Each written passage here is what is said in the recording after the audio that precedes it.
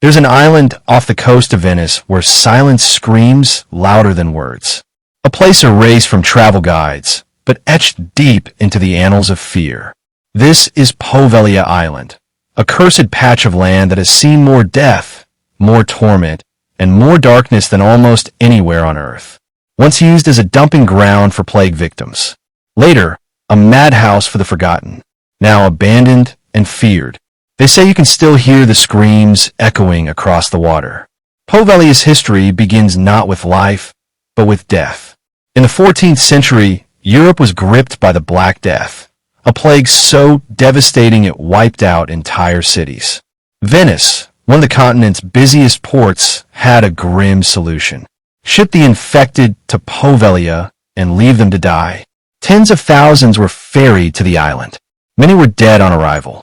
Many more would die there, painfully and alone. Plague pits were dug deep. Bodies were stacked, burned, and buried. Some say the soil itself is made of ash and bone. During the 1630s, the plague returned. Again, Poveglia absorbed the overflow of death. It became known as the Island of No Return, and it earned that name well. Centuries passed. The world changed, but Poveglia didn't. In the early 1900s, the island was repurposed once again, this time as a psychiatric hospital. The existing plague buildings were converted into wards. And once again, the island filled with the cries of the suffering. Patients complained of hearing whispers, seeing shadows, being watched. Doctors ignored them. After all, they were mentally ill, right? But one doctor took it a step further. According to local legend, he began experimenting on patients, performing lobotomies using crude tools. No anesthesia, no records, no escape. Eventually, he began to see things himself. Driven mad, he climbed to the bell tower and either jumped or was pushed. They say he died slowly, screaming at the spirits he had tried to ignore. Even after the bell was removed, locals claimed they could still hear it ring. By 1968, the hospital shut down. Staff left.